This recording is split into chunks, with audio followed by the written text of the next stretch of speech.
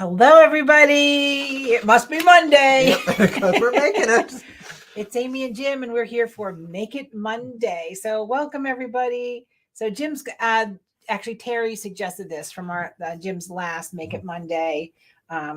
Was we were doing something? What were you doing to the men's pants? We were making them smaller. Right. So now we're going to shorten the men's sleeve on a sport coat, which when I buy my boys' suits, I make sure it's done before it leaves. I can take in pants, I can hem pants, it's not a problem. But when it comes to sport coats, I just feel like it needs someone more than me to fix that. All right. So what you got, Mr. Jim? Well, I got a jacket. So this is like your basic. Okay. This is supposed to get the jacket. And I'm used to doing it for my uncle because every time he got a jacket, it would be like shortening the sleeves like 1.5 inches. Right. Which is a lot. And when you look at the jacket, maybe I'll go to this camera. There you go. You can see here how we got like your finished vent and then you have your buttons attached to it. So my first thought was I'm going to take this sleeve off and just move the sleeve up. So that sounds kind of simple. This way you don't have to touch this part. You just take the sleeve cap off. Here we go. I need to zoom out a little bit. So, okay. So we'd have to take all this off. Is our camera person here? Okay. So we're going to take all this off and then bring the sleeve up. But that doesn't work well because if you look at this, because one of the first things I did, because my first thought was to do that, just to take the sleeve off. But then when I was studying it and I looked at it, you could see that there's a lot going on in here. And I was curious as to how they constructed it. So what I first did was I went inside and I turned the sleeve inside out, and right there was a telltale sign of here's where they sewed the sleeve together in the lining. So it told me they constructed the sleeve first, sewed it on, and then turned it inside out. Does that kind of make sense? Yes. Because all this is all done inside on the machine because I checked it all out. This was all sewn internally. When I checked along the arm's eye area, I could see hand stitching. So obviously they sewed that part of the lining in. So if I would have taken the sleeve out completely, I also have to take out the sleeve head. Oh gosh. Which is in here. Yeah. And when you think of it, once you take all the stitching out, the fabric's going to relax and get bigger. So the jacket body is going to get bigger than the sleeve, because when I also take my sleeve and let's say shorten it by 1.5 inches, it's now tighter. So it's going to be really tight on your biceps. So it's going to look like you were working out. Yeah. So basically it's not going to be comfortable. And it's also going to cut, you'd have to lower the arm sleeve underneath the arm. And it's a big mess. That's beyond most people's skills. I'm going to be very honest. Yeah. I mean, that is really a skill all by itself. Men's clothing in general. Yeah, it's because you got breastplates in there, the horsehair interface, depending on how quality the suit's made, there's a lot. So the easiest way I found to do it was I would do one sleeve at a time, and I would put pins in to mark it how short I need to make it. And usually for my Uncle John, I always knew it was where that first button was, because I'm going to turn all this up like this. What I would do is carefully remove all the buttons. And if it had buttonhole stitching on it, I would take out all the buttonhole stitching.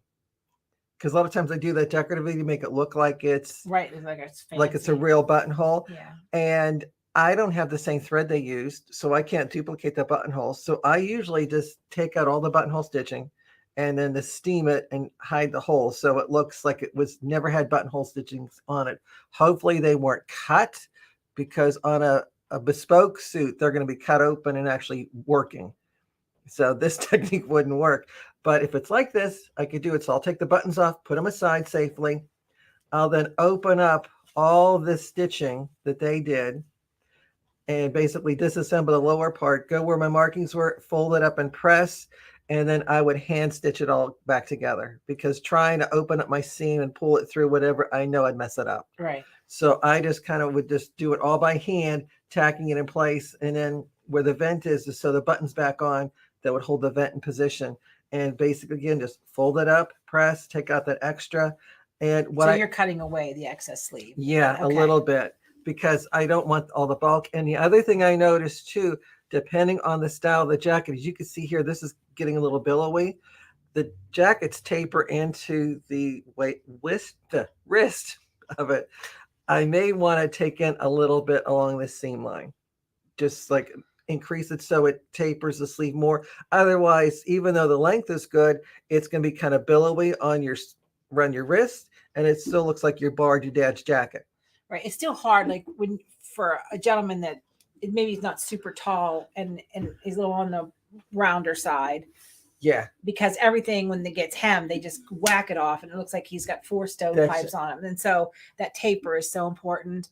And the other thing I like to do, like Ed's still old school, right? He still goes to church in a suit or a sport coat. Well, yeah. And sometimes like I can get him a bargain at the end of the year, like a $79 sport coat.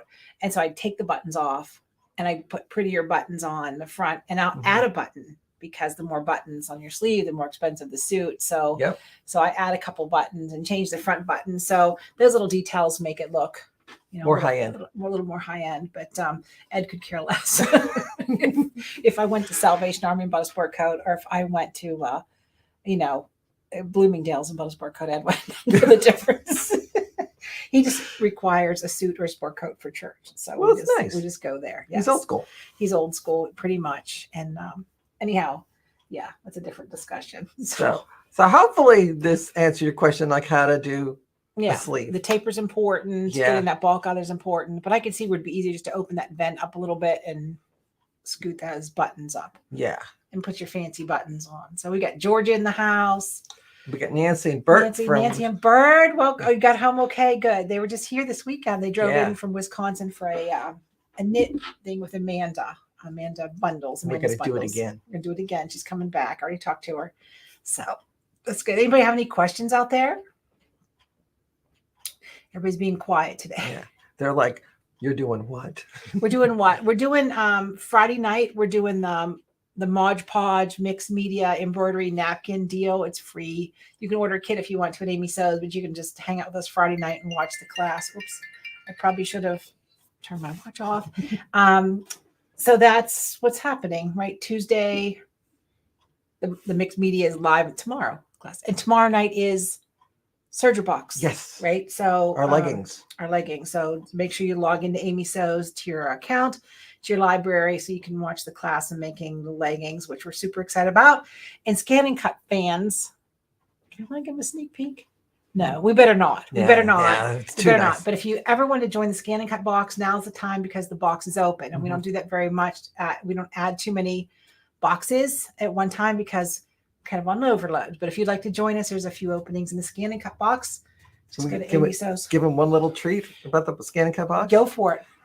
Amy decided to we were going to be very generous. You have enough stuff to make 2 of the projects. 2 projects this time. Yeah. I know. There's a lot of stuff in it. Hi, Hazel. Oh, you're at work in Monroeville. We're getting a little push to open a store in Monroeville. But really? Yes, Jim would be ecstatic about that. But well, actually, maybe not that far out. We'll talk. You will talk. But anyhow, it's in the. Could have a chain of Amy Bachmans across the country? No, we did that once, and we're never doing that again. So we're never doing that again.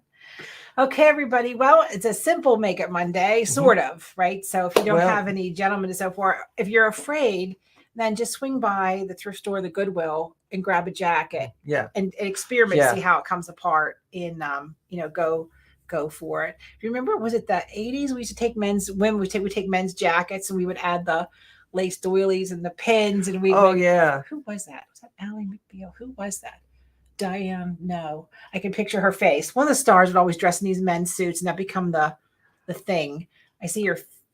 Was she an Annie Hall? Yeah, it could have been Annie Hall, but it was somebody else. Anyway, I'm just rambling today. Does the vent have a purpose? April wants to know.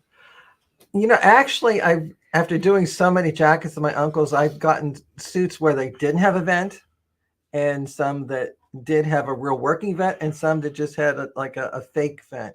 And I think it's more of a designer detail, just to give it a little more. You could shorten it so that vent closed and just add the buttons. Yeah. It depends on how picky the client is. Yeah. We'll go from there. I mean, the vent makes it look a little more elegant in a way, a little more distinguished, but it's personal preference. Yeah, absolutely. Pam wants a store in the South Hills.